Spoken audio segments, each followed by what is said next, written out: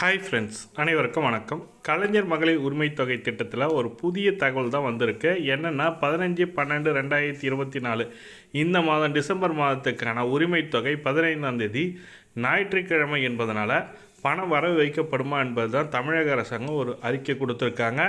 இன்று பணம் வருமா என்பது தான் பார்க்க போகிறீங்க. அதுவும் இல்லாமல் புதிய அப்ளிகேஷன் எப்போ தொடங்க போது பல்வேறு முக்கியமான தகவல் தமிழக அரசாங்கம் கொடுத்துருக்காங்க. அந்த தகவல்கள் என்னென்னன்றது தான் முழுமையான தகவலாக பார்க்க போகிறீங்க. இந்த வீடியோ ஸ்கிப் பண்ணாமல் பாருங்கள். வீடியோ பிடிச்சிருந்தால் லைக் பண்ணுங்கள், கூடிய சப்ஸ்கிரைப் பண்ணுங்கள். வாங்க வீடியோக்குள்ளே போகலாம். கலைஞர் மகளிர் உரிமை தொகை திட்டத்தில் புதிய பயனாளிகள் சேர்ப்பதற்கான அறிவிப்பு கூடிய விரைவில் வெளியாகும் சொல்லிட்டு உதயநிதி ஸ்டாலின் ஐயா அவர்கள் பார்த்திங்கனாக்கா பத்திரிகையாளர் சந்திப்பின் போது தெரிவித்திருந்தாங்க.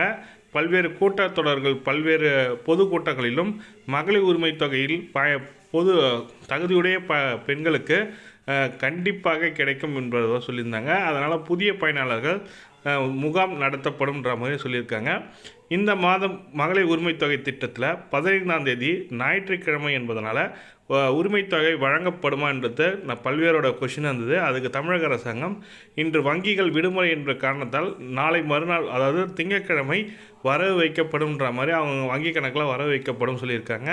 சில பல பொதுத்துறை வங்கிகள் வங்கி கணக்கில் டிபிடி மூலமாக அனுப்புவாங்கன்ற மாதிரி சொல்லி கொடுத்துருக்காங்க. சில பல வங்கிகள் மட்டும்தான், பெரும்பாலும் நாளை தான் உங்கள் வங்கி கணக்கில் பணம் வர வைக்கப்படும் சொல்லிட்டு தமிழக அரசாங்கம் ஒரு அறிக்கை கொடுத்துருக்காங்க. அதனால் 16/12/2025 அன்று உங்கள் வங்கி கணக்கில் பணம் வர வைக்கப்படும்ன்ற மாதிரி மகளிர் உரிமை தொகை 1000 ரூபாய் வர வைக்கப்படும்ன்ற மாதிரி தமிழக அரசாங்கம் ஒரு அறிக்கை கொடுத்துருக்காங்க.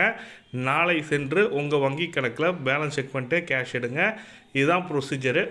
அதுக்கப்புறம் இப்போ 1,27,000 பேர் கிட்ட பார்த்திங்கனாக்கா தகுதி நீக்கம் செய்யப்பட்டுள்ளதாக தமிழக அரசாங்கம் கொடுத்துருக்காங்க. ஏன்னா ஆண்டுக்கு பார்த்திங்கனாக்கா ஒவ்வொரு ஆண்டும் பார்த்திங்கனாக்கா 60,000 பேர் கிட்ட விபத்தினாலும் மரணம் ஏற்படுகின்றன. அதுக்கப்புறம் அவங்க பார்த்திங்கனாக்கா தகுதியுடைய பெண்கள் தகுதியே, அதாவது வீடு வாங்கிறது, கார் வாங்கிறது, எலக்ட்ரிசிட்டி பில்லு, இந்த காரணத்துக்காக நாங்கள் தகுதி நீக்கம் செய்யப்பட்டுள்ளோம்னு சொல்லியிருக்காங்க. அதனால் 1,16,00,000 பேர்கிட்ட பயன்பெற்று வருகிறாங்க.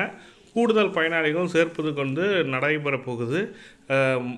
அதாவது உள்ளாட்சி தேர்தல் நடைபெறுவதற்கு முன்னதாகவே இந்த திட்டத்தை விரிவாக்கம் செய்யப்படுன்ற மாதிரி தமிழக அரசாங்கம் கொடுத்துருக்காங்க.